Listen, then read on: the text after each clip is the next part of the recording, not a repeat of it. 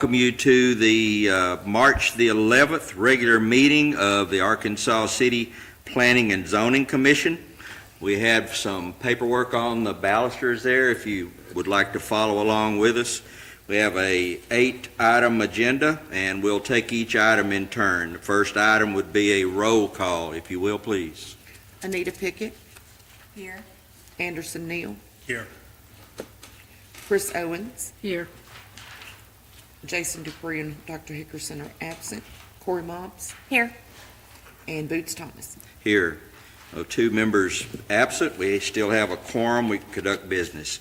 Item number 2 would be an adoption of the summarized minutes of the February 11th meeting. Does anyone have any omissions, additions, edits, or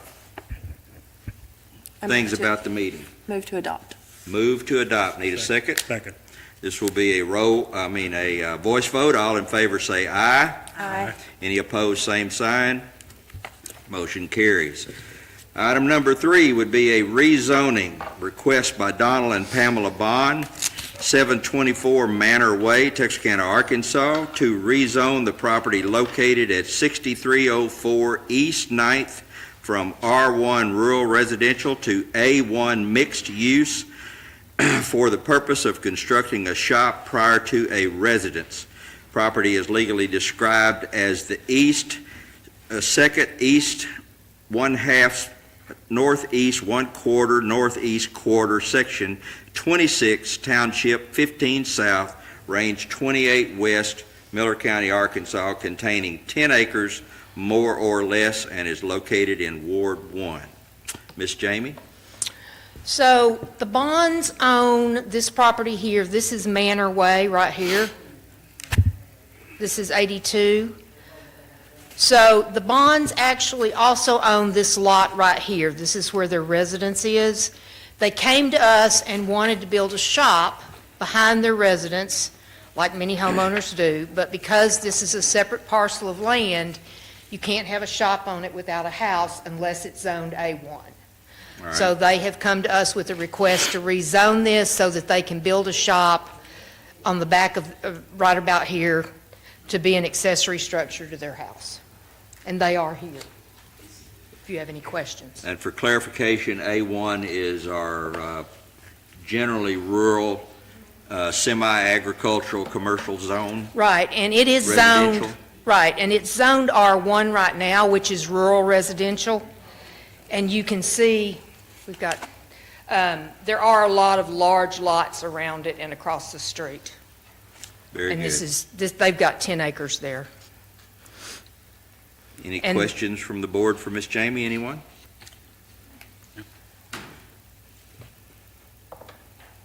I'm seeing that this full 10 acres is vacant. It's Nothing on it's wooded, right now? Yeah, it is vacant. Okay.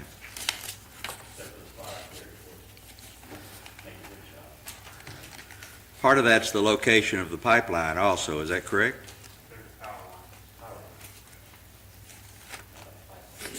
Miss Jamie, could you verify that? He said there's a power line, not a pipeline. Power line, not a pipeline. Yeah, the power line actually runs beside my house off Manor Way, Okay. which gives power to, I believe, residents on the other side of that land. Right through here. So it's kind All of right. just the property in half where the power line goes through. Could I get you to come to the podium and give your name for the record, please? I'm sure we'll have questions, and I'm sure you'll have questions of us. Name's Donnie Bond, or Donald is my real name. Very good. Been living there for about 28 years at the 724 location. Okay. Previously tried to buy that piece of property for several times over the years, just to give me a little more room, and to be honest with you, I don't want a bunch of houses built back there.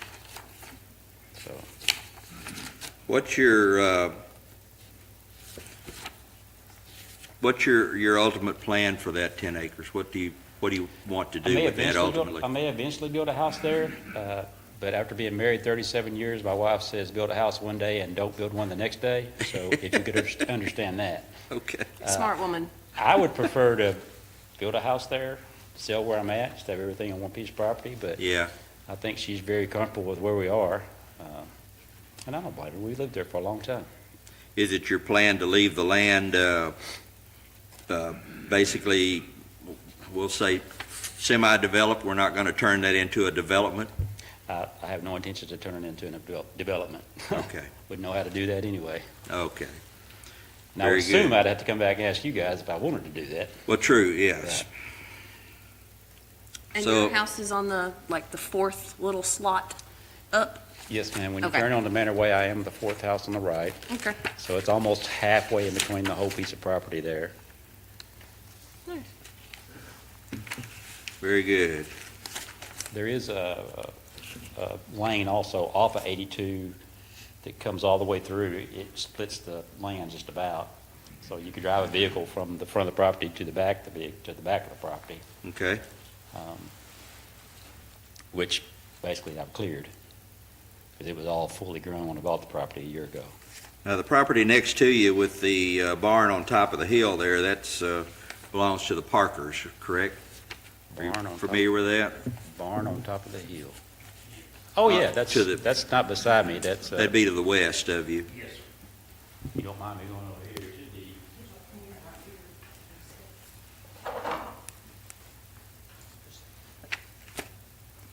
So, there's my piece of property, there's a Mr. Boone that lives here, he has 10 acres just like I do, and then that's the park. Okay, very good. So it'd be one over, yes, okay.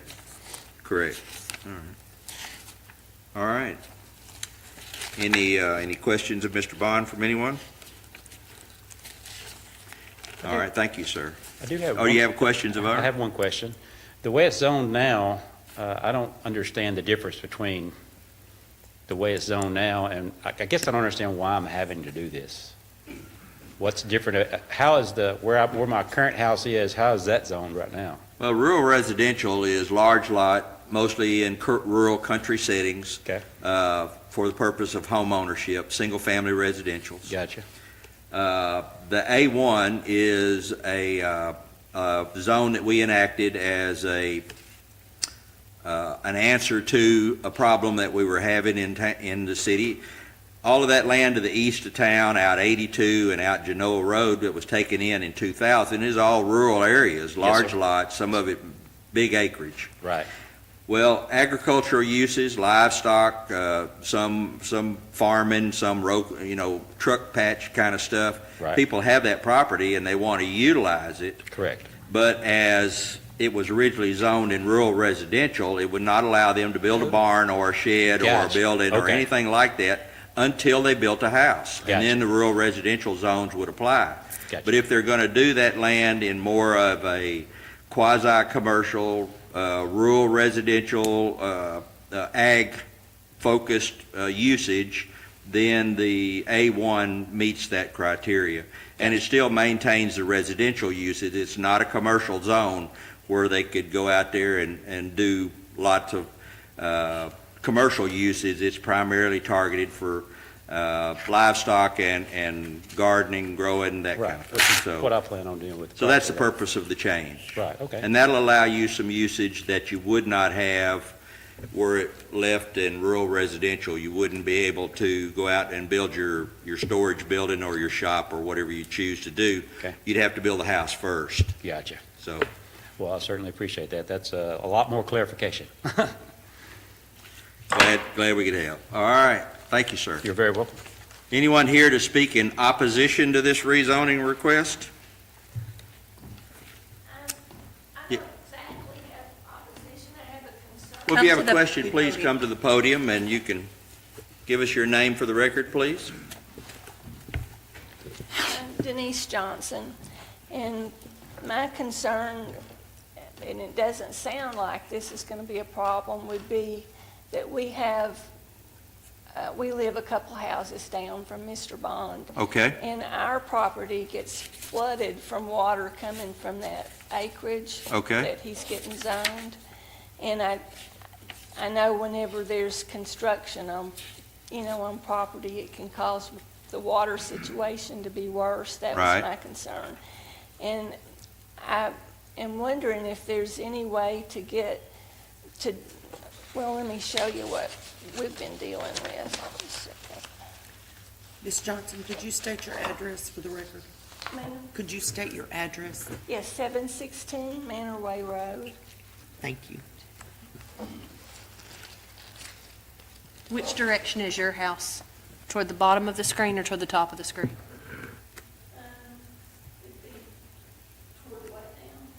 In the lots that are listed, whereas his is in the middle one, you're below him on the screen? Do you see where my arrow is? Yep.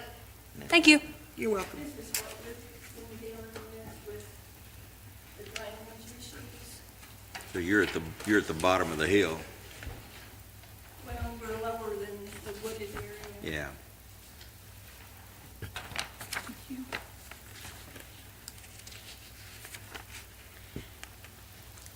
I'm wondering if there would be a solution where some kind of a system of drainage, a ditch or something could be put in to take that water down towards the highway instead of my house and the neighbors. But I don't object to him having a shop, or that's just my concern, because that's cost a lot of money, what we've done so far, trying Yeah. to deal with it. Well, I understand this. I've had drainage problems at times in places that I've lived, so I empathize with your problem. In most, generally, and our Public Works Director can speak to this more directly, but in most, generally, we have regulations requiring that in any new development, any new construction, there has to be water remediation given, there has to be thought given to the direction of flow in the rain, and most generally, no more water can come off the property after the construction than before the construction. So it may not be any less, but it won't be any more. Okay, well, I'm totally ignorant of that, so thank you. You're welcome.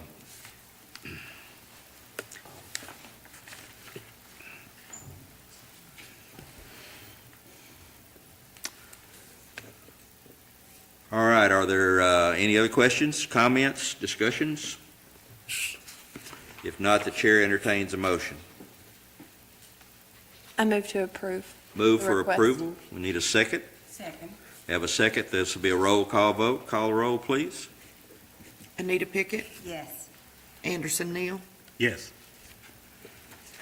Chris Owens, Yes. Corey Mobbs, Yes. Chairman Thomas. Yes. Motion carries, and our recommendation will go forward to the Board of Directors on March the 17th for final approval for this rezone. So,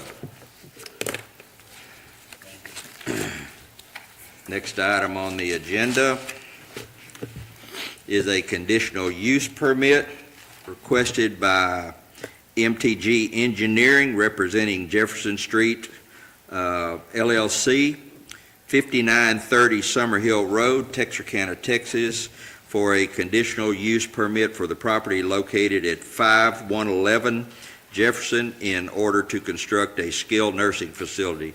Property is legally described as Lots 1 Northeast, Section 07, Township 15 South, Range 28 West, Miller County, Arkansas, containing 11.0 acres more or less, and is located in Ward 6. Ms. Jamie?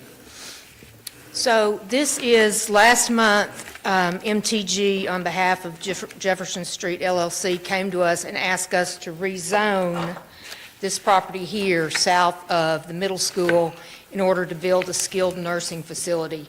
We have confirmed they are closing the old Bailey Creek facility, and this will be a new facility replacing Bailey Creek on Okay. 42nd Street. The board did approve this. So this has been, we rezoned it to the overlay district. This has been approved and rezoned overlay, but now they need a conditional use permit for that in the overlay district. There is water and sewer available. I have spoken to Tyler to make sure that what is there now will support this additional construction, and he's confident it's fine. Very good. Any questions for Ms. Jamie? Anyone? And MTG is here. All right. Any comments?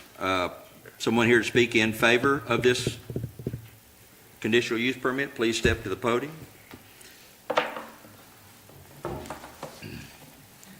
Give us your name for the record, please. My name is Joseph Shalafu with MTG Engineers. I'm the engineer for the project, here to answer any questions, comments, concerns. Thank you, Joseph. So now that you've got your rezone, you guys are ready to move dirt, start pouring concrete? Getting close to it. Getting close? Yes, sir. Okay.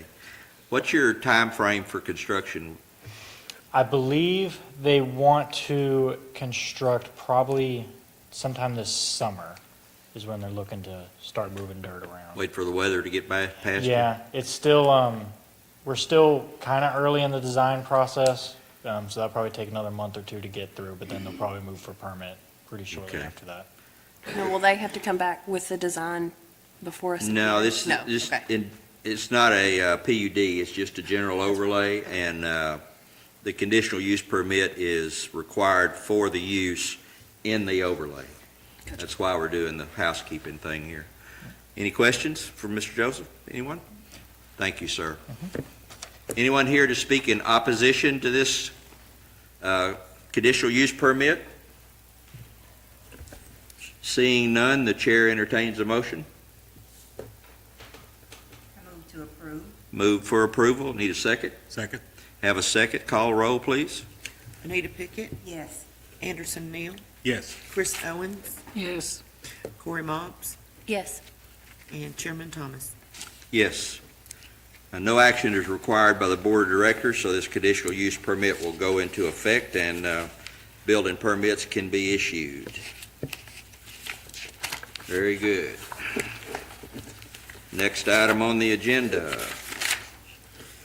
Item number 5, a rezoning requested by Bill Duffer, 1804 North State Line, Texarkana, Arkansas, to rezone the property located at 803 Laurel from R4 Medium Density Residential to C3 Open Display Commercial for the purpose of constructing a parking lot for the adjacent automotive business. Property is legally described as Lot 6, Block 8 of the original city, Section 30, Township 15 South, Range 28 West, Miller County, and containing .079 acres, more or less, and is located in Ward 2. Ms. Jamie? So, if you remember, Mr. Duffer owns these 4 lots here. Those have been rezoned C3. It's been approved by the Board of Directors, and he will be building an automotive shop, which will act as a companion shop to the business he has here. This will be the parking lot for his business. You can't have a parking lot on residential, so it needs to be rezoned C3. And you can see here, there is C3 next door and across the street, and now to the north of it, since we've already rezoned all that. It has to be rezoned C3 in order for a commercial, or we could rezone it C1, C2, or C3.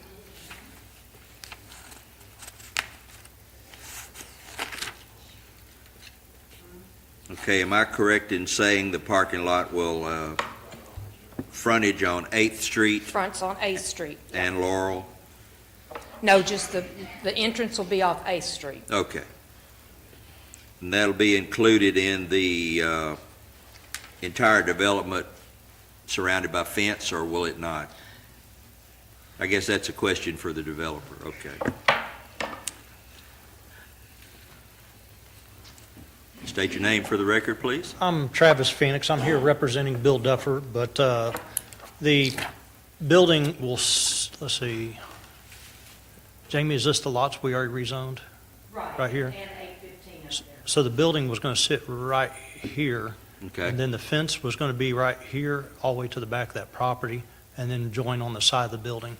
So this front parking lot will not be fenced in. So the parking lot will be free access off of 8th Street, Yeah, it'll have an entrance off 8th Street right in here somewhere. primary. One entrance or 2? I believe we're planning on one entrance on that. Could we assume that's employee parking or what? Yeah, it's going to be basically employee parking for the people that works there. This shop's going to have 4 bays, that doors on the front, so there'll be probably 4 mechanics or so working there. If I remember correctly, the frontage of the shop will actually be along Laurel. Was that correct? No, we turned initially it was going to front on They Laurel, turned it. and we turned it 90 degrees, so the front will be off of 8th Street here. Napa sits Uh-huh. right here, and their parking lot's basically right here, and our parking lot's going to be right here. Okay. Got it.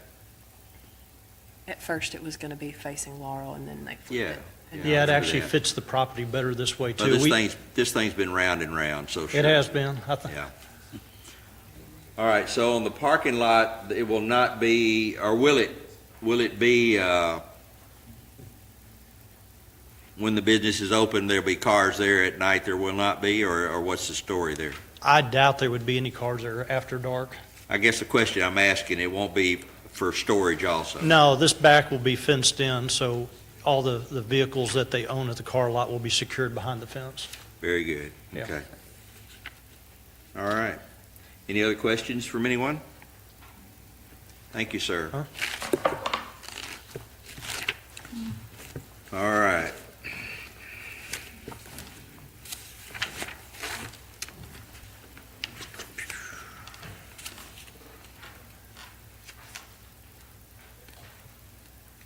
Okay.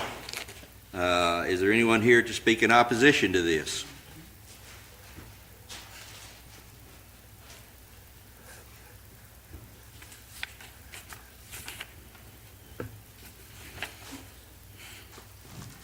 Please state your name for the record, ma'am.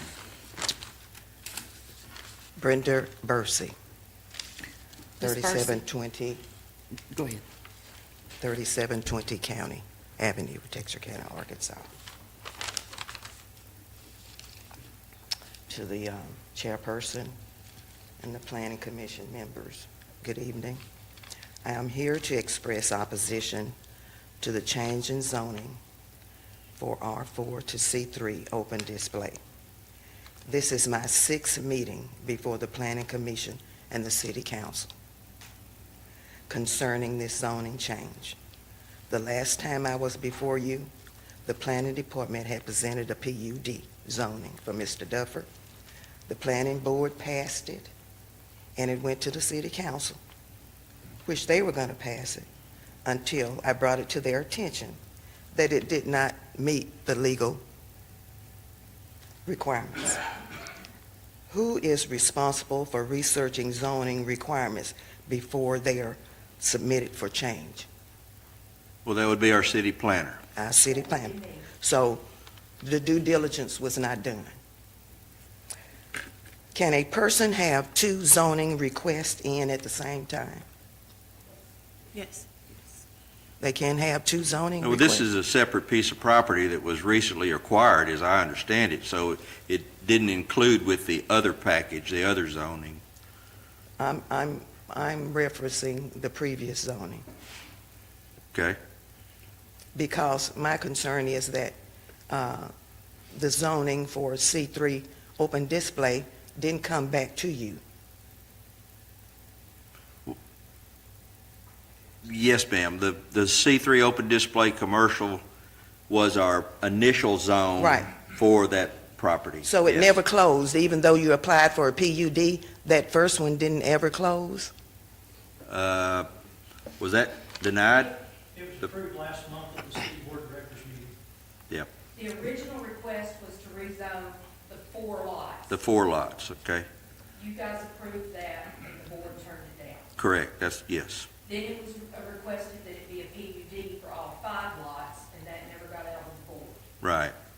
The original request for the 4 lots went back to the board. It did not have to come back to us because we had already reviewed the 4-lot request and it was approved.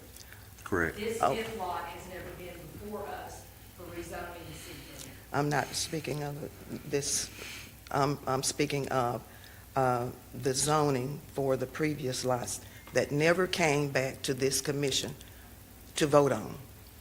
It was a new, if the first one was denied, it came back, PUD was denied. It never came back to this commission to vote on. The city council voted twice on the C3 open display, but this planning commission did not. Ms. Bursey, what happened was the first conditional use permit, the first C3 open display, was only for 4 lots. The Planning Commission voted to approve that. The board denied it. Then he brought a separate item to the Planning Commission, which was to do a PUD on 5 lots, so that's a different parcel of land.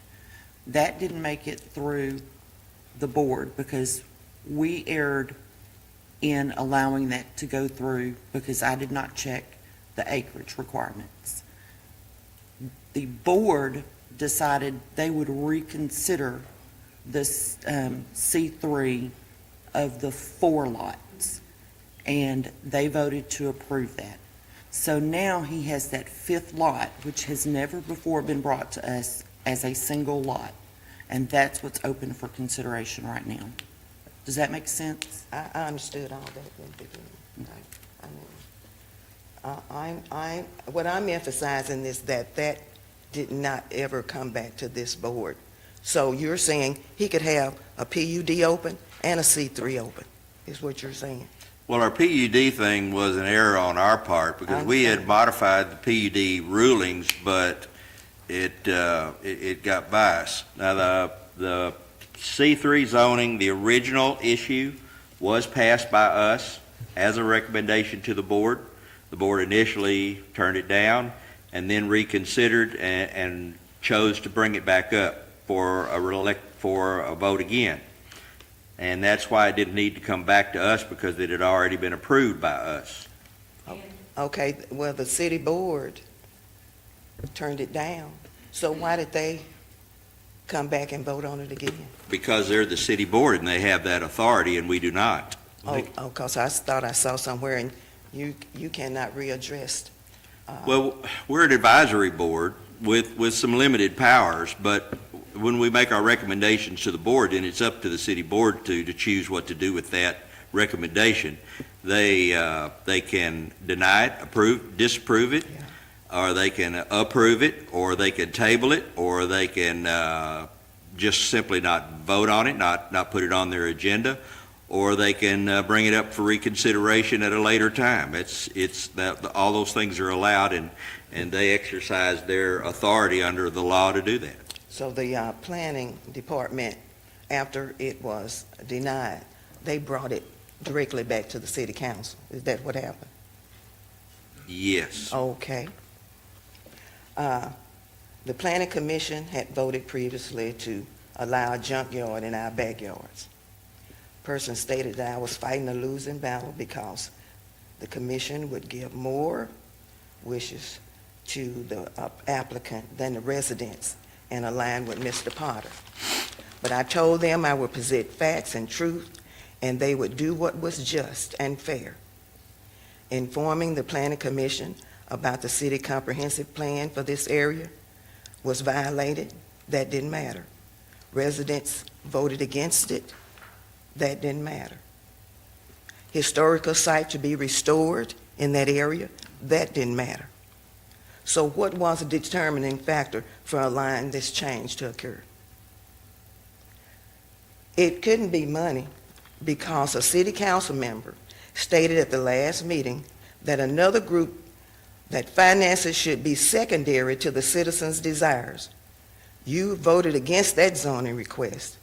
A similar request, different treatment. The double standard couldn't be more clear. Who owns Tri-State Auto? Bill Duffer, as I understood it. No, sir. Okay, I stand corrected then. It was a fraudulent application because Mr. Duffer does not show ownership for that business in Miller County records. So he is asking for a zoning change for a business he does not own. This is a fraudulent request. What is the definition of a C3 open display? Well, it's our least restrictive commercial zone that allows the greatest number of commercial uses. And it sets for retail uses, which serves the need of the motoring public and the selling of goods and services.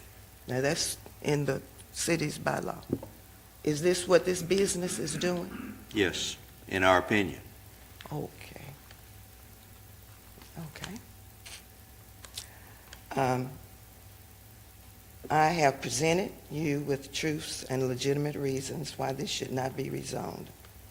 If you proceed, you are breaking the city's visions of the gateway, neighborhood gateway, and showing bias against a marginalized community and its citizens' wishes. Thank you. Thank you.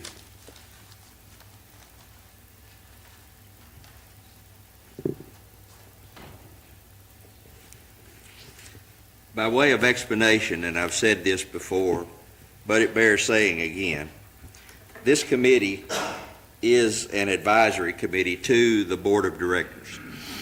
We have limited authorities like with conditional uses, but our primary objective is to look at land use in Texarkana, Arkansas, concurrent with our projection, our development plan, a long-range development plan, and concurrent with the uses that are beneficial to the greatest amount of people in the city and to the city in general. Commercial or economic development is a priority. Also, it's a priority for us to protect residences and residential districts and to contain the integrity of our communities and our city in general. Land use is our business, and ours is based purely on the technical merits. We try not to be hoodwinked by things that come along, by developers that say we're going to do this, that, or the other. If the land use is not appropriate, this, that, or the other is not appropriate. So our plan is technical with land use. Along 7th and 8th Street are both considered arterial streets, commercial uses up and down those streets throughout the city. They serve as essentially Highway 67 and Highway 82 through town. Those were originally major commercial corridors before the interstate was built. So there's been businesses traditionally located along those corridors since inception, since the city began. Those are still commercially viable districts, and the land use for commercial purposes is still appropriate in those districts. Kemp Brothers Body Shop, until just a few years ago, was located directly across the street from this property. Right next door is a Napa Auto Company, and behind them was formerly an auto parts house. So there's a lot of commercial there, and I do appreciate the fact that that neighborhood in its foundation and tradition was part of the core of the old city, was a historical or a traditional African-American neighborhood, and it has roots in history, and we do appreciate that. But we're looking at land use, and commercial land use is an appropriate use of that property based on the technical merits of that. So just for clarification. So having said that, this item would go before the board on April the 11th for consideration whether we approve or deny it. And if we do deny it, the city also has the option of bringing it up and overriding our denial, because as I said earlier, we're an advisory board to the city. So the chair, if there's no other discussion, the chair accepts a motion. I move to approve the rezoning. Move for rezoning. Second. And motion is second. Call the roll, please. Anita Pickett, Yes. Anderson Neal, Yes. Chris Owens, Yes. Corey Mobbs, Yes. and Chairman Thomas. Yes. So once again, the motion goes before the Board of Directors on April the 7th for consideration. All right. Chairman Thomas, Yes. if I could ask a favor, we have several people here who want to discuss the Airbnb issue. You want to move that up in the Could agenda? we move that up so they can because I think we're going to have some discussion about the truck stops and, Absolutely, So- let's do that. So we're going to swap places with item number 6 and 7. So we will address number 7 first, which is an ordinance adoption, request to adopt an ordinance regulating the operation of short-term residential rentals. This item was previously postponed and not on our agenda, but has been brought back up. So, Ms. Jamie, if you will, please. So to give you some background why we had pulled this off the agenda originally, however, there is a bill in the House legislature that you have a copy of it in your packet, that would prevent us from regulating Airbnbs at all. It is out of committee. It is not on the House floor yet. We're not sure what the sponsor of that bill is going to do. But we felt it in our best interest to get an ordinance on the books before they pass that ordinance. And there is no guarantee. They may pass their ordinance and tell us that their ordinance overrides ours, and ours would be invalid. But in the event that they don't pass it, we will have something on the books. And we would like to go ahead and get something on the books. To go over some of the points, many of you were here. We had a workshop and developed an ordinance. We based it on Little Rock's ordinance. That's what we started with. Their ordinance is obviously, because of the size of their town, there's a whole lot more grit to it than we needed. So under our definitions of short-term rentals, it cannot be owner or manager occupied or have living quarters. In our definition, that is a bed and breakfast, and we already have an ordinance for bed and breakfast. So if the owner lives there, it's a bed and breakfast. They cannot rent it for more than 30 days. That qualifies as short-term. They cannot use a temporary secondary dwelling, a recreational vehicle, or a manufactured home. It has to be a legitimate single-family home, a duplex, something like that. Allowed uses. It can only be for sleeping, spending the night. No wedding receptions, no weddings, no parties, no graduation parties, no, I don't want to have it at my house, so we're renting an Airbnb, and nothing like that. If there are homeowners' covenants in that neighborhood that restrict Airbnbs or short-term rentals, it cannot violate those homeowners' covenants. Now, this is one of the things that we talked about and we changed last month when we brought this up. We decided it would be a conditional use permit in R1, R2, and R3, which means they would have to come to us and get permission in those 3 zones. In R4, which is already our medium-density zones where we allow boarding houses and duplexes, and in A1, which is our limited mixed rural, which are the big lots, it would be a use by right there. Overnight occupancy would be 2 per bedroom plus 2 people. So if you've got a 6-bedroom house, if you've got a 4-bedroom house, that's 8 people in bedrooms plus 2, so that's no more than 10 people. Your maximum occupancy at any time, say you're going to have family over because you're in town visiting them, is the overnight occupancy plus 50%. So if you have a 4-bedroom house, you've got 10 people you can have there overnight, you can have 15 people there at one time, but not overnight. And they can't provide any food as part of the rental, because then it becomes more like a bed and breakfast again. Compliance, if the units are in existence today, they have a year to come into compliance. They can't have any signage. This is not a hotel. This is not an Airbnb. a bed and breakfast. It's an Airbnb.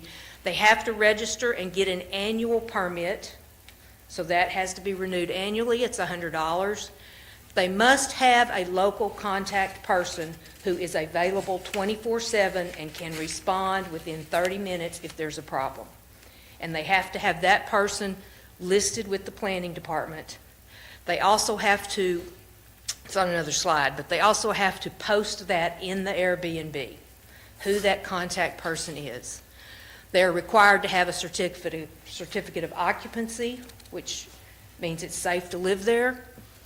They are requiring an annual inspection from our code enforcement, because as some of you know, we have had some hotels in town that we have had problems with, and we don't want our Airbnbs and short-term rentals to get into that situation. And they have to comply with all of our other ordinances, noise, solid waste, parking, all of that. Some other things, they have to have 1.5 parking spaces per sleeping unit. So that gives, so if they've got 4 bedrooms, they've got to have 6 parking spaces. They have to, like I said, they have to post all emergency and other information like the local contact person, who the owner is of the Airbnb, local non-emergency numbers for police and fire, and of course 911. They have to remit, and this is a big one, they have to remit all taxes, including A&P, because that is one of our concerns, is we are missing out on A&P taxes for these rentals, Right. because they are fundamentally a form of temporary lodging, just like a hotel. And we do have there is at least one platform that collects A&P taxes for us. It's not Airbnb and it's not Vrbo, and I can't think of what it is. But they must register with us, and we will get that to finance to make sure that they're paying their A&P taxes. Has the city thought about a methodology to be able to tell when the places are rented and how to collect? Well, I'm not going to lie. Our first challenge is finding out that they're out there. Right. There is software that can be purchased, I don't know how much it is, that will track these. We talked about today, somebody sitting down and going on Airbnb, but they don't give you the address of the property until you book it. Right. So that doesn't work. But you can be So- sneaky. Well, You can look at pictures. I'm sneaky. Well, I mean, there are ways. There are not easy ways unless we're willing to buy some software. Well, you And of got course, it. the neighbors call us and, but our first challenge is knowing they're there. Our second challenge is knowing that they are being honest about when they're rented. Yeah. And that's just going to be an inherent issue. I mean, it's one of those things, it's just like in the historic district, we don't let you park in your yard anymore. Well, if you put an ordinance on the books, there's going to be a certain amount of people that will follow that ordinance. Right. And then there's going to be those that won't. So that's a big question that's going to have to be answered going down the road there. Yeah, so in the meantime, we deal with them as we get phone calls about it. Right. And keep a record, and reach out to them. We know some people, there are some developers and some people in town that we know have several Airbnbs already. So we do have some idea. We had put in this ordinance that there could be no more than 2%, Airbnbs could not make up more than 2% of our single-family homes. And that is because what we're seeing statewide is these Airbnbs are creating an affordable housing issue, because people are buying up these little houses and turning them into Airbnbs. And I can tell you, as someone looked for an affordable house, could not find one. The permit is revocable. If they violate the ordinance, we can revoke their permit.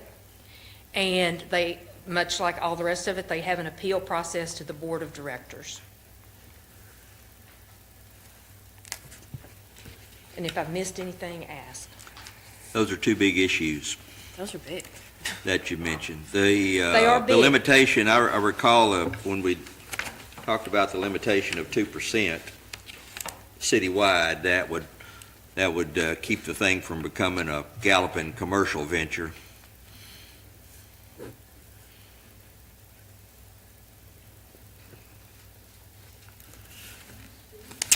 Yes. Y'all will have a chance, yeah. And so if you have any more questions for me, I'll be glad to answer them. Would you expound on the state bill a little bit for us? The state bill, I don't have my copy of it with me.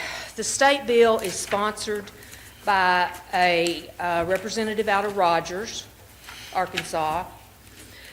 The state bill basically says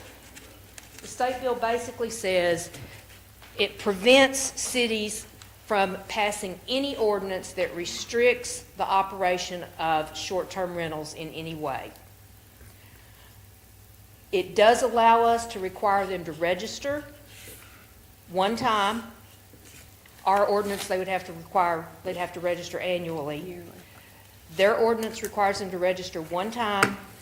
We can't charge them any more than $50 to register. And it does, and the only other thing it does is it gives us an out. If they have violated an ordinance 3 times, we can shut them down for 30 days.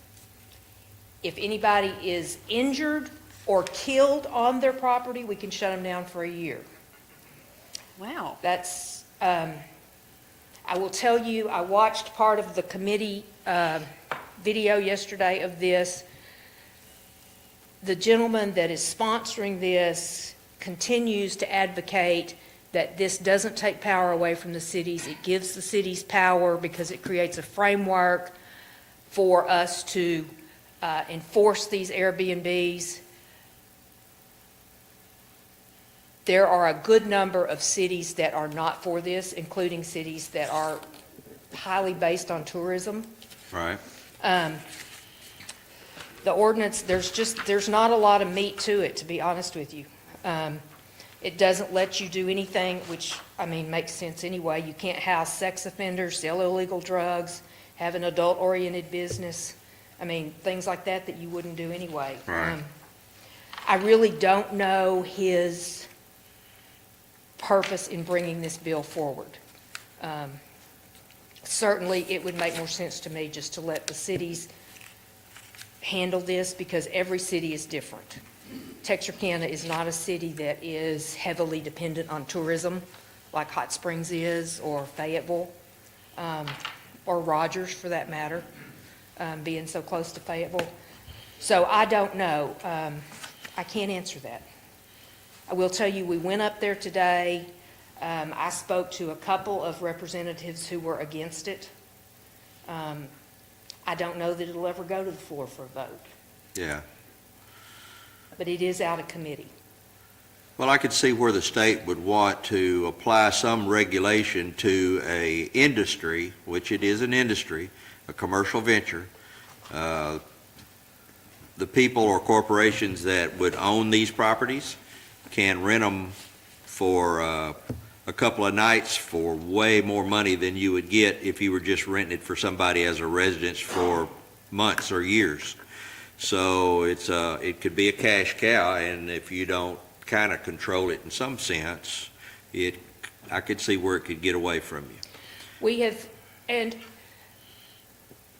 We have not pursued this heavily in the past because we have not had a problem with Airbnb short-term rentals. Right. However, we are getting increasingly more complaints and issues with people that are running short-term rentals. Yeah.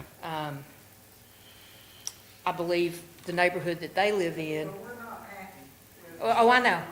I got a phone call this weekend from someone about a short-term rental that was advertised as sleeping 20 people. Good. And there were 12 cars and a bus over there all weekend in George Coker's neighborhood. That's a big house.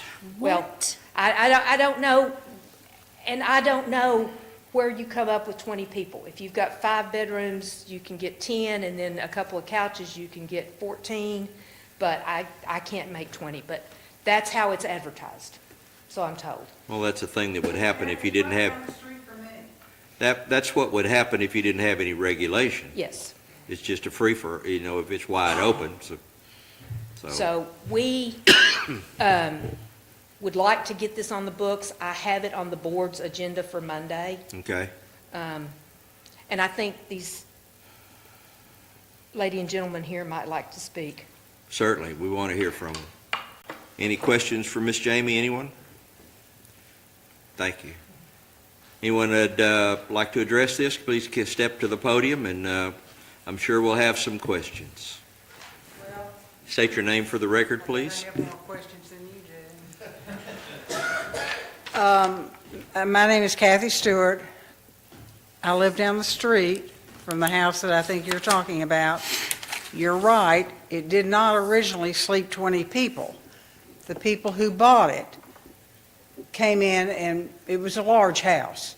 I don't know how many bedrooms it had originally, but they put some partitions up, added a bathroom or two, and they truly can sleep 20 people. It's advertised that way for $400 a night. So it's a real deal for anybody that wants to come in here. Last weekend, I have no idea how many people were sleeping there, but during the day, the cars exceeded more than the number of people that would have been Right. allowed there.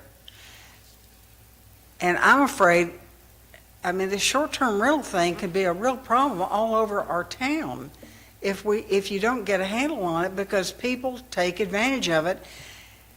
Who's going to enforce this? Right. You know, we're short on people fixing the streets and doing a lot of things on our side of town. I just don't see anybody coming around and being able to enforce it. Well, $12,000 a month rental would be a pretty good incentive to do that, wouldn't it? Well, I don't know how often they rent it out. I'm sorry that the lady who lives right next door and who has had to live with this situation wasn't able to be here tonight. She could speak to it a lot better than I could, but anyway, Rented it every day. all Yeah, right. they rented it every night. If they rented it every night, that's, Yeah. Solid through July.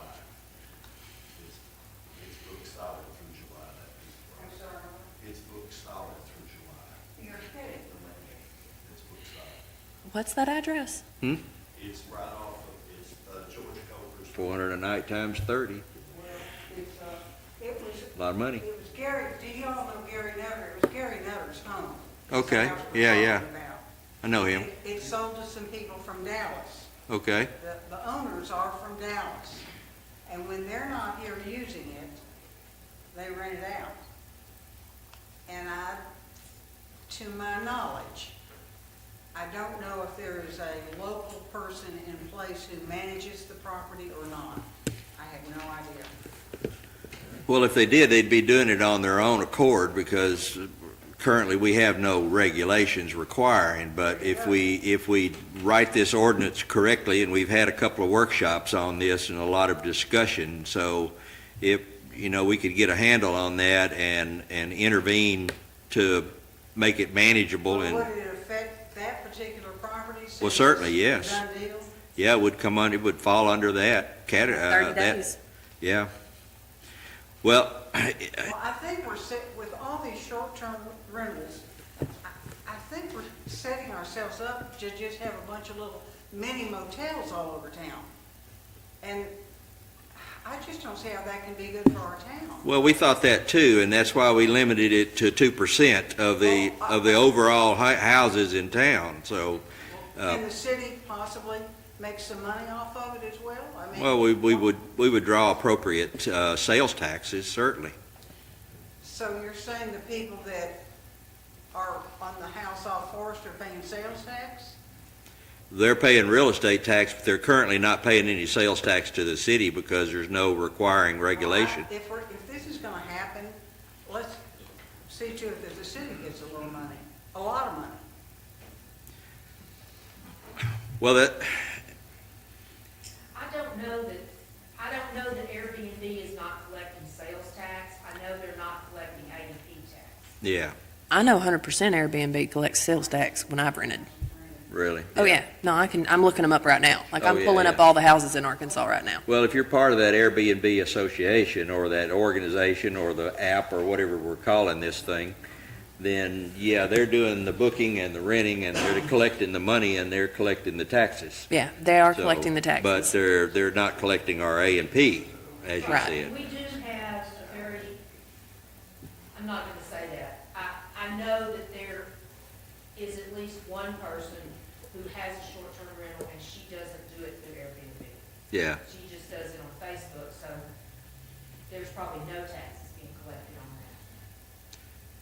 that. So with appropriate regulation, though, the taxes would be, once they come and got the permit, they would be given a copy of all of the requirements, and they'd know what was required of them, how to do it, what the taxes were, and what they needed to collect, and then the city could follow up it to make sure that's being done. So, just like any other business in town, if you don't make an attempt to kind of regulate it, then it runs wild. And the money controls it, and the people that are making the money do what they can to maximize the money they're making. So you need some restraints and some controls. And as was pointed out, if the state goes forward with their bill, that may impede what we're trying to do. So we're trying to get in ahead of the curve, so to speak.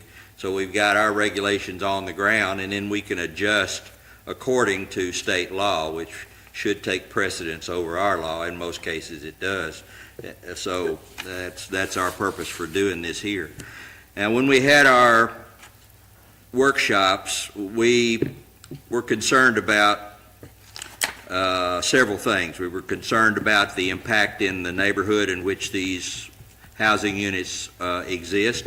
So we wanted to minimize that, to make the commercial aspect of the house invisible.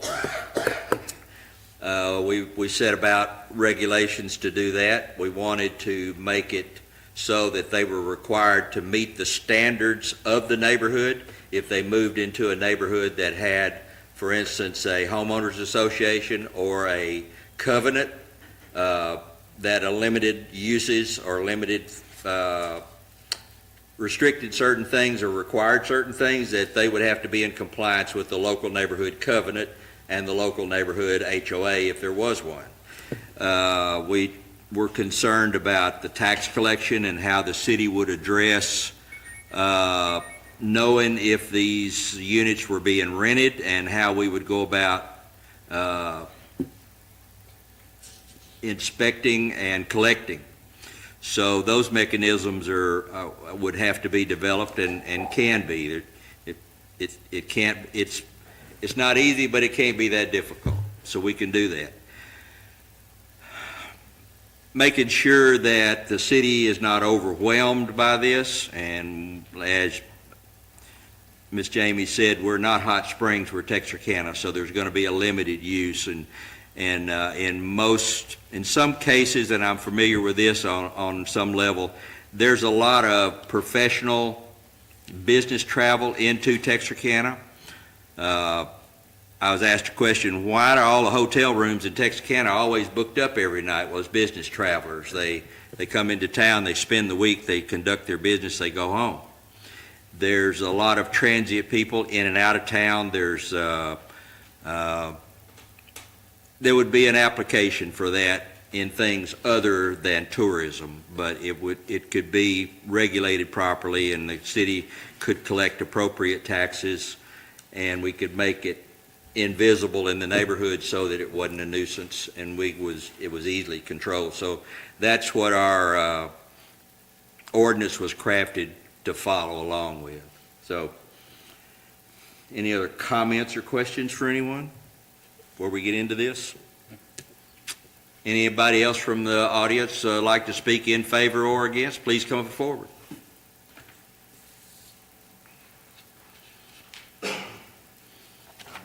We know who you are, but state your name for the record. Terry Roberts, 2101 Selma. I'm the city director for Ward 1. And I think a lot of this came to pass with Verbo, Airbnb, Travelocity.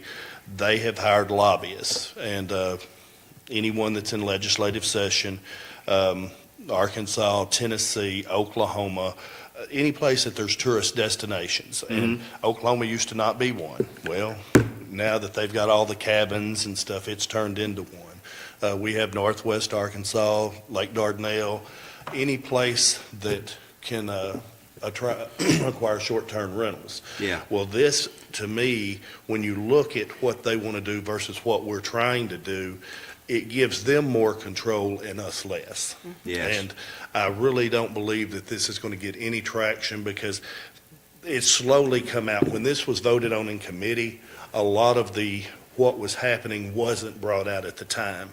I don't think that they knew that there were actual lobbyists that were working with one or two representatives to get this out of committee. Okay. But there's been a lot of pushback from the Arkansas Municipal League, the Arkansas Association of Counties, and a lot of the larger cities in Arkansas, the top 8 cities, have expressed concern and talked to their representatives and senators to vote no.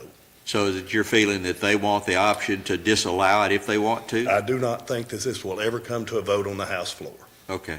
But, I mean, something like this is way past needed for us, and I appreciate y'all doing what you can to help us. Yeah.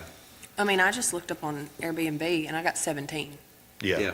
right now. But now, if this were to pass tonight, would this be something that would be eligible for an emergency clause for us to put in? I've already done the agenda item, and I've got an emergency. Okay, Yeah. very good, very good.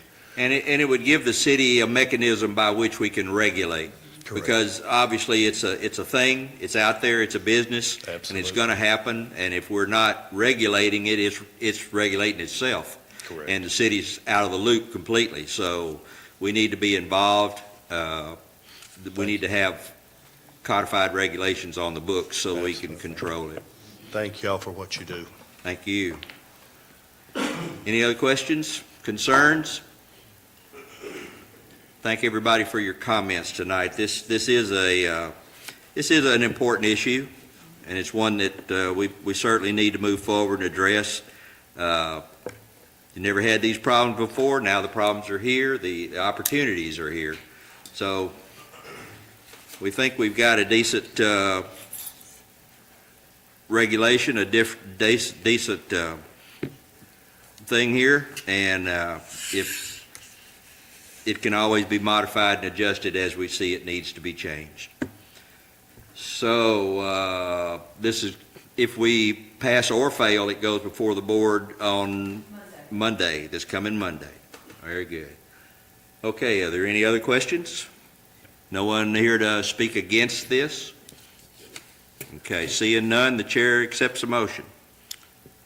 I make a motion to submit the ordinance for the short-term residential ordinance for passage. Very second. good. And a second, call roll, please. Anita Pickett, Yes. Anderson Neal, Yes. Chris Owens, Yes. Corey Mobbs, Yes. and Commissioner Thomas. Yes. All right. The ordinance goes forward to the city board of directors for their consideration. Thank you all for your input.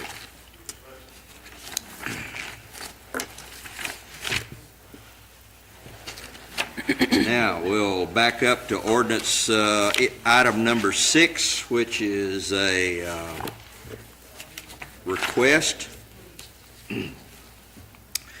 to develop an ordinance that would prohibit truck stops,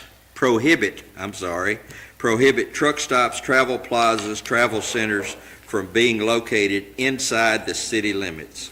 If you'll give us a little background, Ms. Jamie? So I'll give you a little background on this.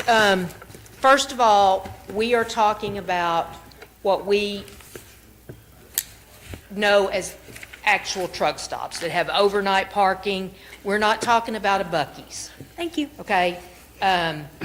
We're talking about legitimate truck stops that have overnight parking, they have refueling, that they typically service 18-wheelers, semi-rigs. They may have showers, they may have lodging, they may have food, but they have overnight parking.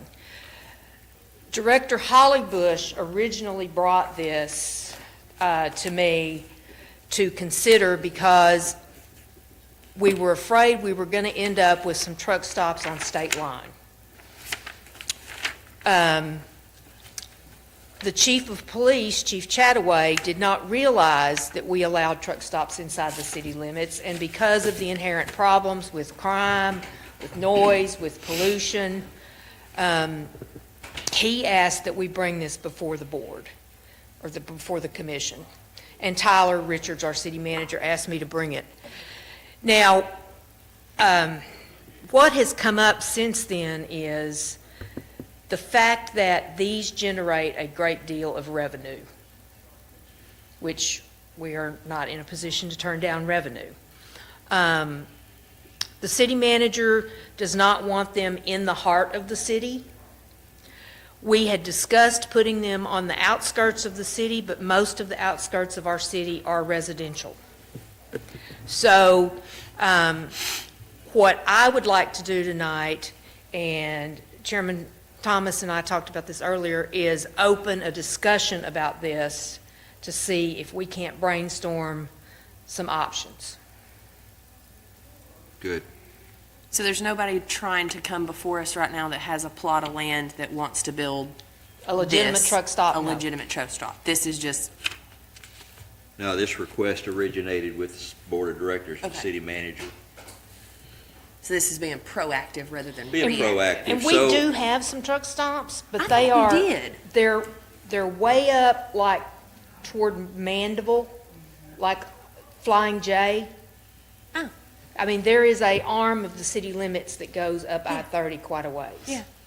Well, for anyone that That's Ward 6. didn't know, when Flying J wanted to develop out there at the intersection of Interstate 30 and, what road we'll call that Mandeville Road that goes across to 71, they wanted city water, and the only way to get city water was if they were in the city limits, and they were willing to pay for the work. So the Board of Directors at that time extended a corridor of the city limits down on the north side or the west side of I-30, all the way down to their development, and then surrounded their development with city limits. So it's kind of a little gerrymandered thing, but since then, the city has moved further out toward that direction. So that was done at the developer's request. Now, Flying J truck stop, and now there's another truck stop convenience store directly across the street from them. There is the truck wash. That's a tremendous revenue generator out that direction. They're selling diesel fuel and food, and there's a Denny's.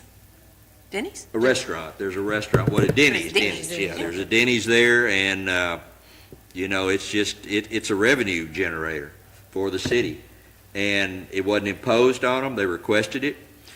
My take on this, and we've got some other truck stops, or de facto truck stops. There's one on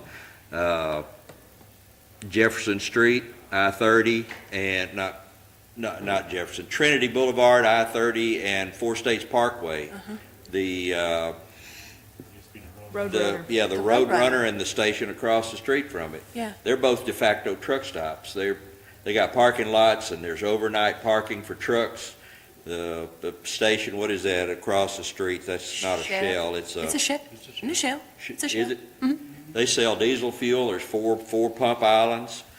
So, and that's a big revenue generator for the city also.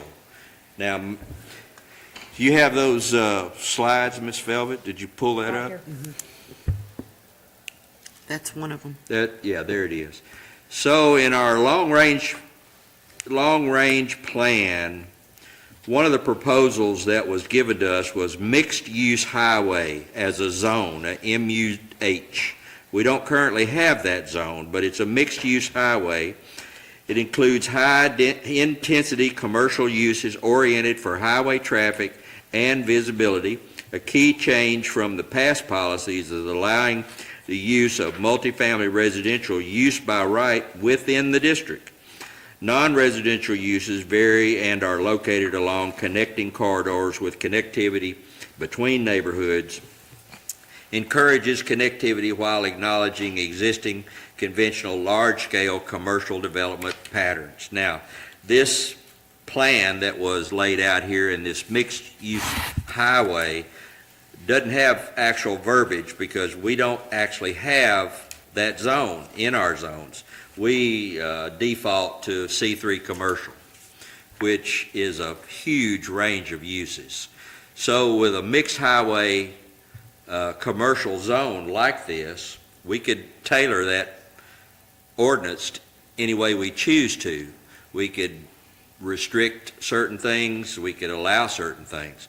The residential it could back up to residentials, it could affront residentials, high-density residentials such as apartment complexes, hotel usage, hotel complexes even.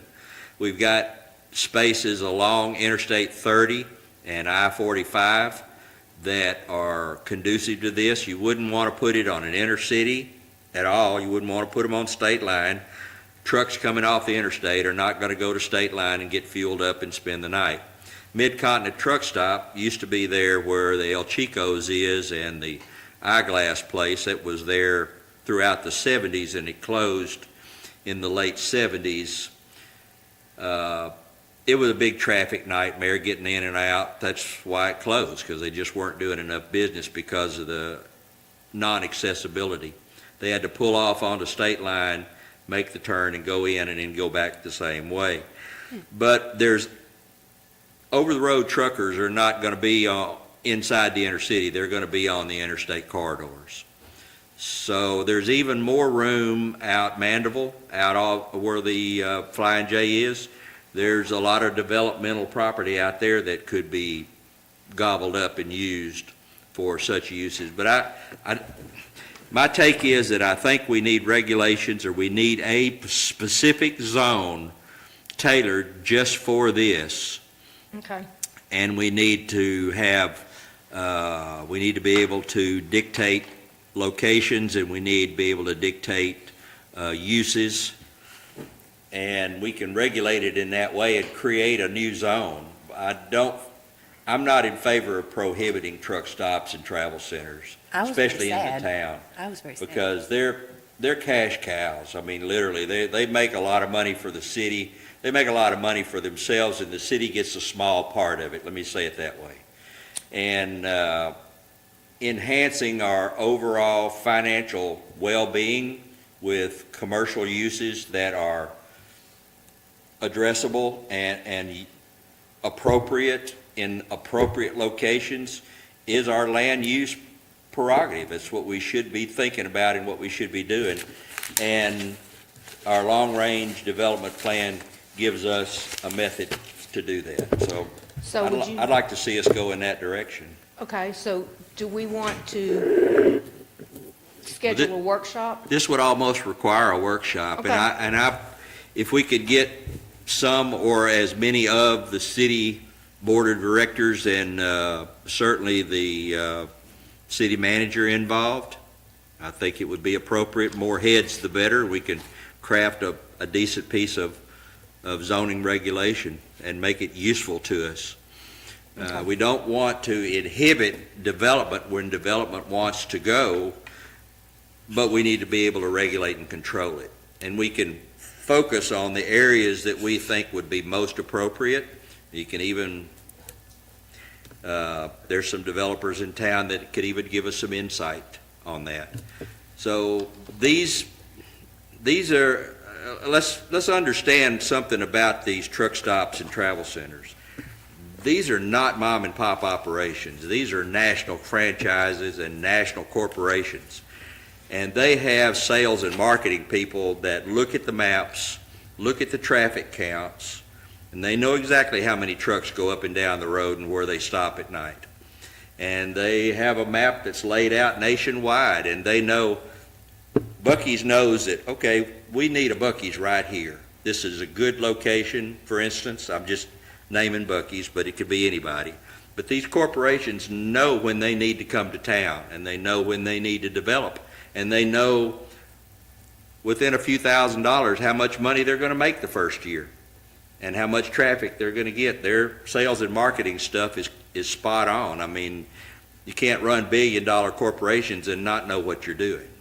So we don't have to worry about the mom and pop places. We just need to enable these corporations locations and agreeable land uses that we can say, this is our regulations, it's friendly, but it's restrictive in this sense, and we would like you to be here, here, and here, and here, in these areas.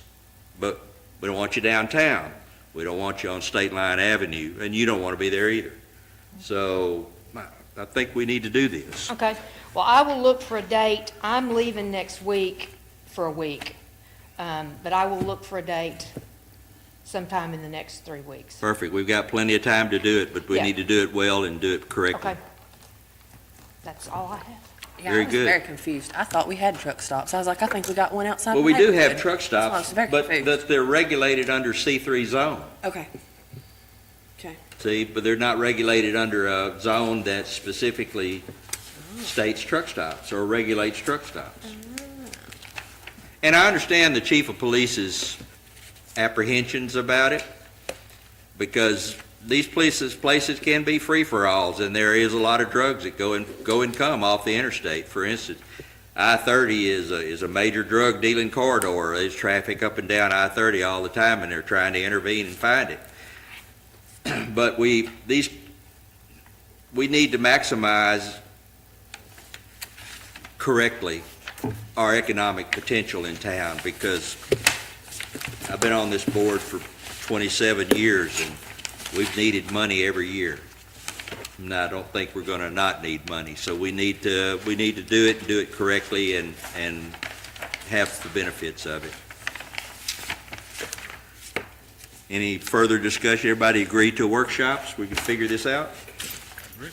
Okay. I like workshops. All right. Any other questions or business or comments, suggestions? Anyone? I want to throw something out here on behalf of the Historic District Commission. We are having Historic Preservation Awards.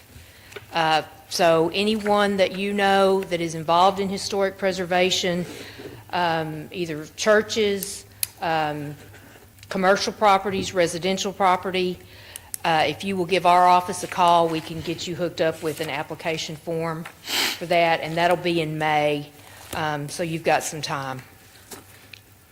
So, Very good. Yep. Thank you. All right. Any other discussion?